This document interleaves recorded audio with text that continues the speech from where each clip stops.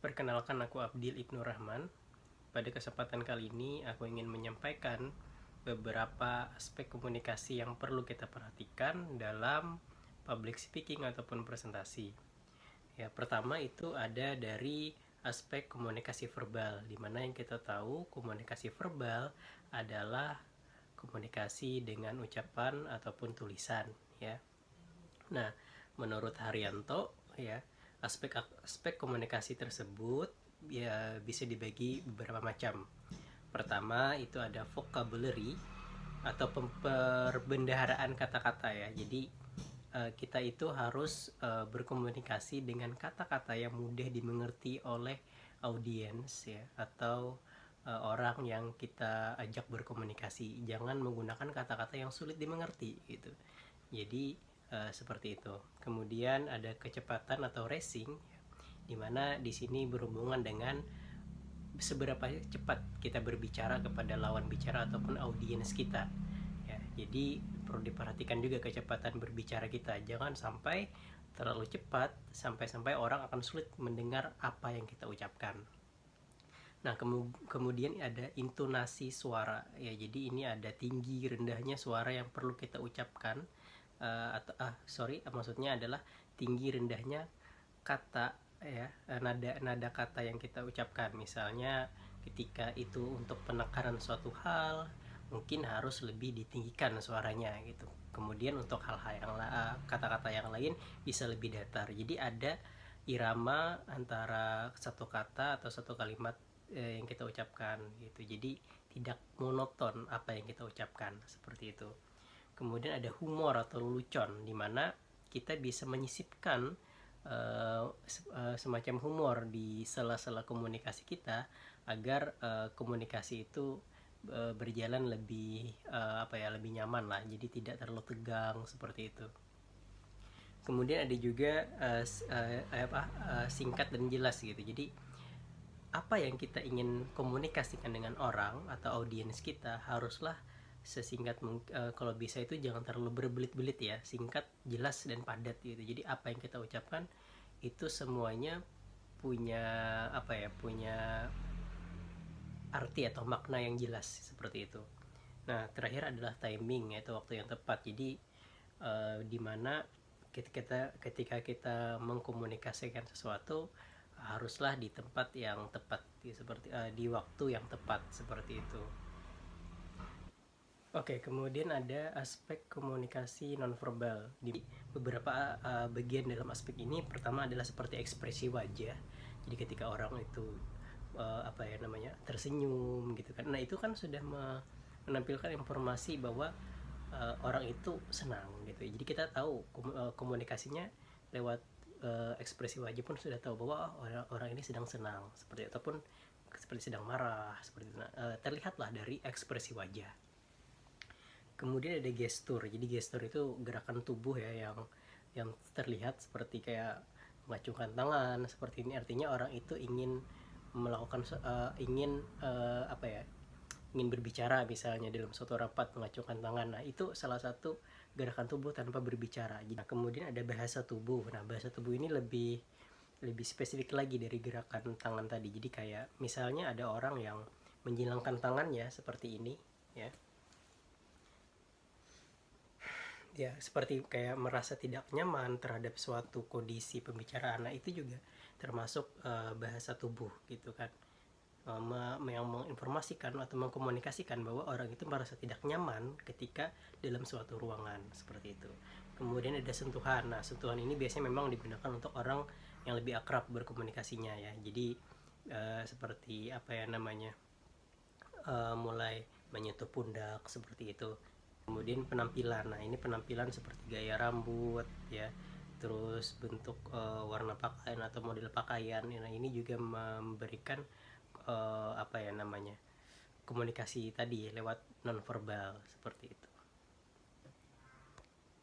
Oke, selanjutnya ada aspek artikulasi dan intonasi suara, ya. Nah, pada aspek ini ada dua hal lah, ya. Pertama, artikulasi dulu lah, ya. Artikulasi itu menurut Mustaine, ya, Artikulasi adalah seluruh struktur yang ada dalam otak yang mana hal tersebut terpengaruh dari beberapa kegiatan hal lain seperti membaca, mencerna beberapa kata yang ada, dan beberapa gerakan tambahan lainnya. Nah, seperti misalnya menulis, membuat sketsa, ataupun beberapa hal lainnya. Nah, eh, kalau contohnya ini, contoh gampangnya itu ada, atau penjelasan gampangnya adalah artikulasi itu bagaimana kita mengucapkan suatu kata itu secara jelas gitu kan, benar dan sesuai gitu dengan apa yang harusnya kita ucapkan. Misalnya gini, ada kata misalnya eh, berlari gitu, berlari kan jelas nih, jangan sampai a itu jadi jadi berleri. Nah itu kan kayak artikulasinya jadi kurang pas ya, antara huruf dengan ucapan nggak pas. Jadi harus benar-benar pas antara huruf dan ucapan. Jadi ketika berlari ya, jadi nya cuma satu di ber, sisanya adalah lari, bukan berleri atau sejenisnya yang tidak sesuai dengan huruf yang diucapkan. Nah, contoh gampangnya seperti itu artikulasi. Artikulasi sendiri itu bisa apa namanya, terpengaruh oleh dua hal gitu, ada dari sikap gitu atau dari mimik. Kalau sikap itu adalah ketika kita berbicara ke audiens untuk hal-hal yang tegas, misalnya untuk hal-hal yang serius, tentu badan kita harus juga terlihat tegap ya, menandakan bahwa apa yang kita ucapkan itu serius gitu. Nah itu dari sikap ya. Kemudian ada dari mimik. Mimik itu adalah gerakan mulut kita mengucapkan sesuatu, seperti tadi kayak berlari gitu kan, terlihat dari ucapan mulut kita itu mengucapkan huruf yang sesuai gitu, ataupun seperti apa ya, kontradiksi gitu. Nah kemudian ada intonasi. Nah intonasi ini kalau menurut KBBI itu yang mana menjadi salah satu pedoman dalam pengucapan kata berbahasa Indonesia, mempunyai pengertian tersendiri. Intonasi adalah sebuah lagu dari kata ataupun kalimat, atau yang lebih jelasnya, intonasi merupakan tinggi rendahnya nada sebuah kalimat ketika seseorang tersebut sedang mengucapkan kalimat yang mereka ucap. Ya, jadi hubungannya adalah tinggi rendahnya nada sebuah kalimat gitu. Nah, jadi intinya adalah kita berbicara itu jangan monoton, atau maksudnya jangan monoton gitu, maksudnya kayak jangan terlalu datar lah suaranya gitu, harus ada tinggi rendahnya. Nah intonasi sendiri itu terdiri dari beberapa macam ya, ada jenis dinamik ya, atau campuran lah ya gitu. Jadi kadang bisa tinggi bisa rendah nada suara, ataupun ada bentuk tekanan tinggi, jadi menggunakan nada tinggi ketika berbicara itu. Jadi mungkin ini lebih tepatnya kayak untuk retorika ya, kayak orang untuk kampanye biasanya tuh tinggi-tinggi ya nadanya.